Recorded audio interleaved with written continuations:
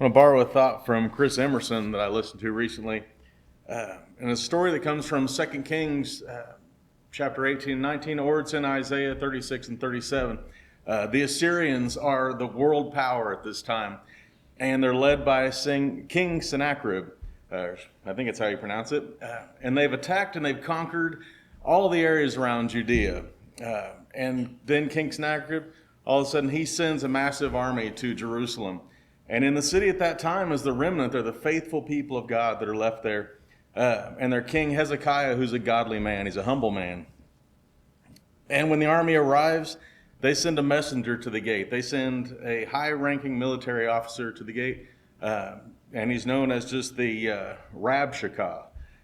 And he calls for the king. And they send out 3 representatives from the household to go meet with him.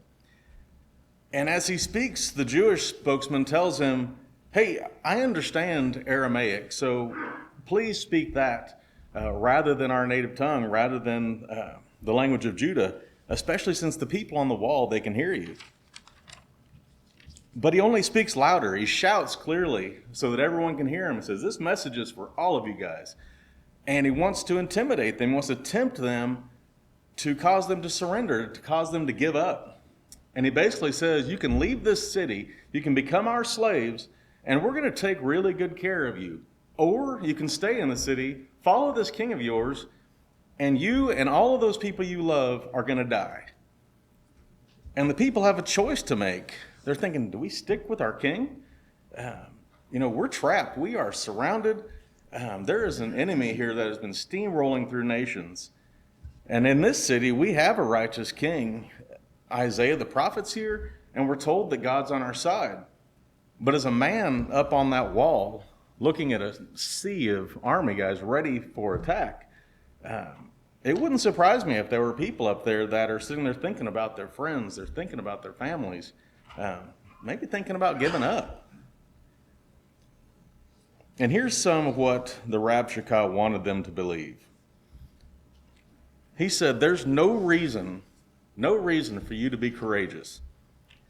We've defeated every nation that we've come up against, and you're not going to be any different. There's no way God is going to save you. You're God's people, but you've been relying on Egypt in the past. You've put your faith in the wrong people. You've sinned. He's not going to save you. God's rejecting your offerings. You went through and tore down all the high places and the altars and changed the way you worship. He is not pleased with your offerings. God is actually sending us, the Assyrians, to punish you, to destroy you. Your king cannot and will not save you.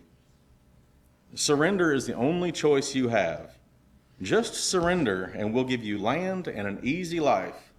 But if you decide to fight, you're going to die. That had to have been scary, standing on the wall, hearing that guy threaten the people like that. But I love their response to his claims. They didn't respond with fearful pleas and beggings. They didn't respond with defiant shouting. They didn't respond at all. In Isaiah 36:21, it says, but they were silent and answered him not a word, for the king's command was, do not answer him. Hezekiah is worried at this time, and he calls for Isaiah to get his advice.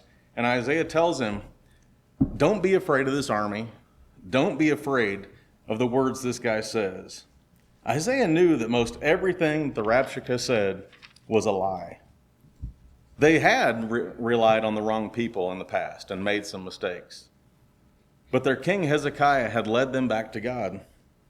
They did have reason to be courageous because God was pleased with their devotion. And now they could be silent and ignore the voice of the man that was standing in front of them, and they could stand by God. In the end, the people never even had to raise a weapon. God sent an angel and killed 185,000 of the Assyrian soldiers. King Sennacherib, he retreated and was later killed by his own sons a short time later. And I think about us, there's a lot of voices out there. There's a lot of voices standing at our gates, standing there shouting threats for us to hear. Do you guys have any of those voices in your life? Those voices that are causing you hardship, voices that are causing you doubt, they make you want to give up already sometimes. Is it a group of people? Is it coworkers? Is it classmates? Is it neighbors? Telling you that there's no need to be devoted. There's no need to be confident in your beliefs. Christianity is no better than any other religion out there. Or they'll tell you it's 2,000 years old. It's out of touch with the world today.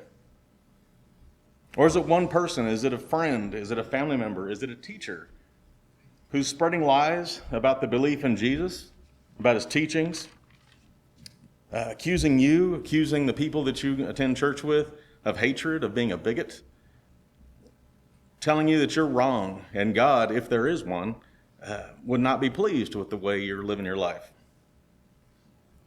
Or maybe the voice in your life, telling you that you're not enough is you, doubting that you can be good enough to please God. Having faith in God is trusting him and trusting his grace that he shows towards us. And having the courage and the confidence to ignore and not give any importance to anyone that tries to tell us that giving up on God is our only option. God's not asking you to defeat the enemy. He's asking you to trust him to defeat the enemy for you. If there's influences in your life that are causing you to doubt God and his goodness, please don't go to that alone. Don't struggle by yourself with this. That is Satan at work, trying to isolate you, trying to make you internalize that and try and deal on your own, and you will not be able to go through it on your own. Not be able to go through it on your own, probably. Talk to somebody here, pray about it, pray with somebody about it.